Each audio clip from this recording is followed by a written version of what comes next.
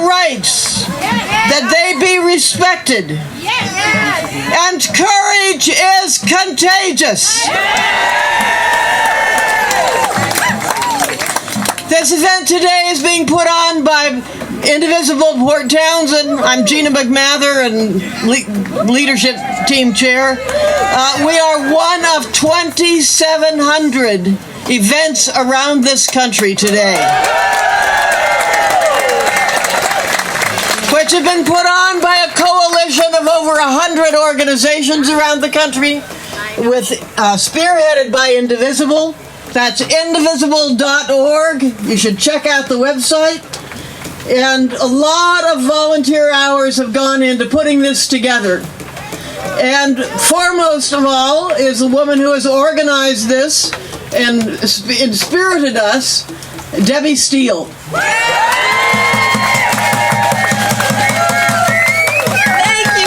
you. Is that okay? Wow, this looks so good. I wish you could see this. I hope the people in the back has moved up because it's just so wonderful to see all of you. And this is what democracy looks like. This is what democracy looks like. This is having such a good spirit about this. This, as you know, is the No Kings 2, but I prefer to call it the celebration of democracy. So, John Bellows is going to be, he's a local organic farmer, and he's going to come up and read the 25 articles of impeachment. And if you feel the urge to shout out yes or no kings or, other things, please feel free. Please help me welcome John Bellows. It's awesome to see all of you out here today. Thank you so much for caring. As Trump and his supporters try to leave our Constitution and the rule of law in the rearview mirror, I think it's appropriate that we kind of review some of the crimes that he's been involved in. Starting with the unlawful mobilization of military forces against civilian protesters in the United States. This refers to ordering the National Guard and regular military forces into Los Angeles and other cities to quell dissent. This is an abuse of power. This is an impeachable offense. Illegally and unconstitutionally kidnapping and imprisoning U.S. residents. This refers to the detention and removal of visa holders who've criticized the administration. This is an abuse of power. This is an impeachable offense. Illegally and unconstitutionally removing U.S. residents, migrants, and asylum seekers to foreign prisons. This refers to transporting immigrants to foreign prisons without due process and in direct violation of court orders.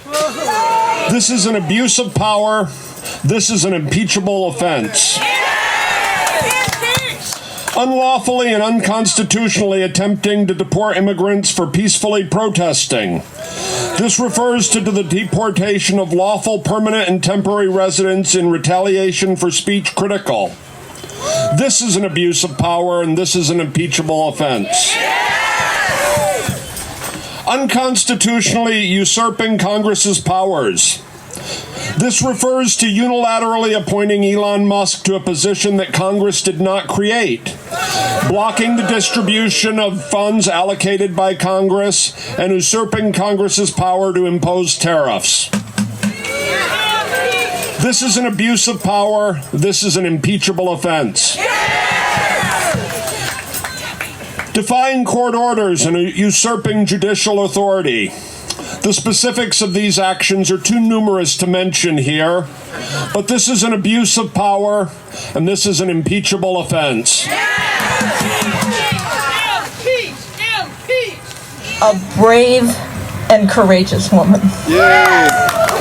Hey, not Betty! ¡Órale! I just want to share before anything with you that I was looking for excuses not to be here today.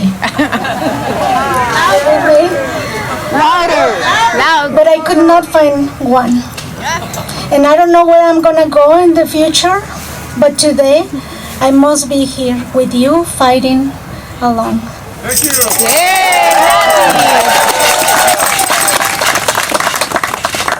As a young adult, I watched documentaries and movies about history.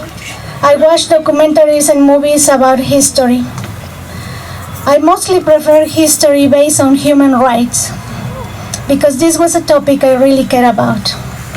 I saw persecution based on race as something that was far away in those documentaries, in those cities, in those times in history.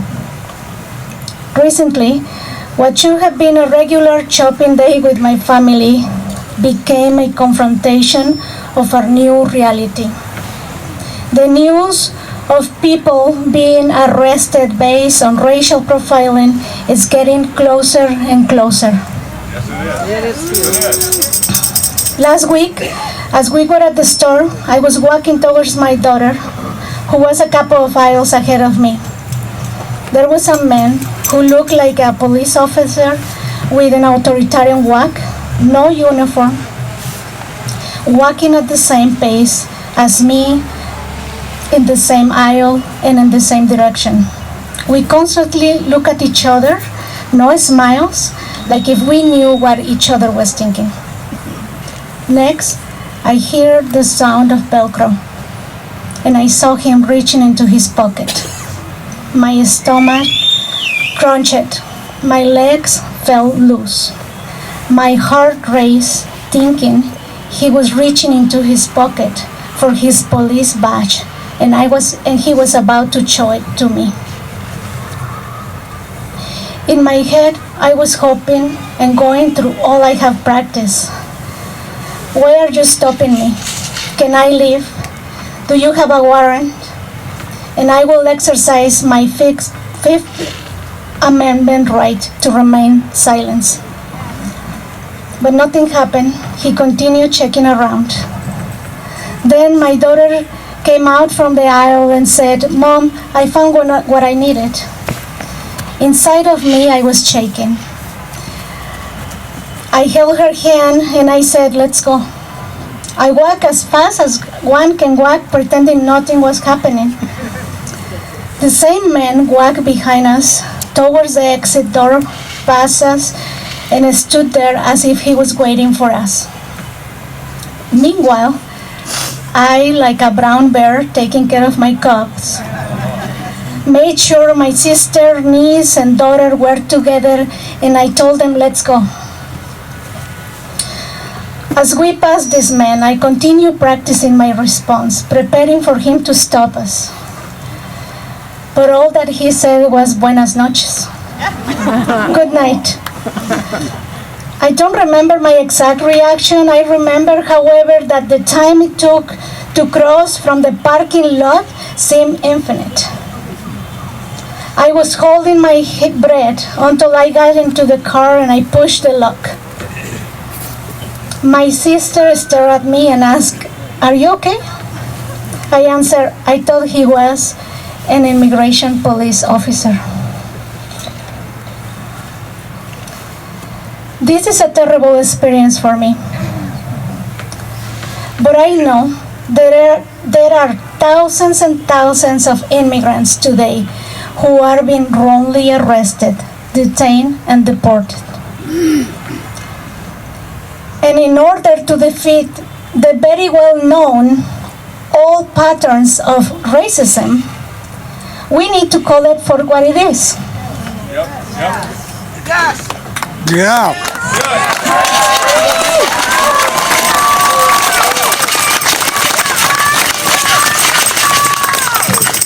Racism is a virus. It starts in your head and pretty soon gets into your hearts.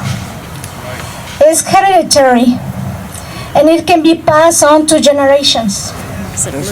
Racism is the unwillingness to make a space for other human beings' existence with our differences and our gifts. Today, to the people in this community, I want to say thank you. Thank you for the times that you have stepped aside so I can step forward. See, I told you she was courageous. Yeah. We have our last speaker, who is an amazing and wonderful woman that you might have heard at the Peace March, or it was the January 8th March.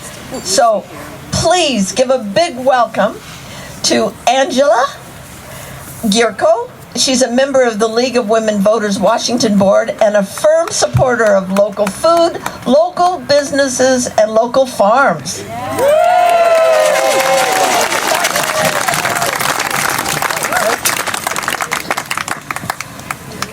So each of us has our own reasons for being here today. But I think the one thing that unites us is that we want everyone, including ourselves, to know that we are not alone. We are standing strong as a community to take care of our community. It can feel overwhelming. Here's what I want you to do. I want you to develop a robust relationship to your own agency as a living, breathing person in this community. Translate that shock and frustration into action. We start by saying, no, I do not support what this government is doing. We then start to build the world we want to live in to show everyone that the alternative is possible. It doesn't matter if you've never volunteered at a shelter or a food bank or a free lunch venue or the library or the animal shelter. Step out of your comfort zone and try it now. Never planted a garden? Plant one and make sure the extra food you grow gets to people who might grow hungry. Never organized a fundraising drive for a cause you support? Start one now. It doesn't matter that you've never been the leader of an organization before. Step out of your comfort zone and grow. When you see someone you know stepping up to lead, support them. Even if they're not very good at it. They are taking the bold step to try something new and to lead. We have got to help each other grow as volunteers and help each other grow as leaders. Because here's the truth. We don't have the luxury of waiting around for leaders sitting somewhere else to tell us what to do.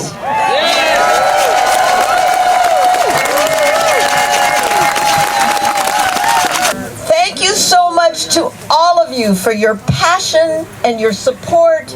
As Indivisible co-founder Libby Palmer said, you don't do anything alone.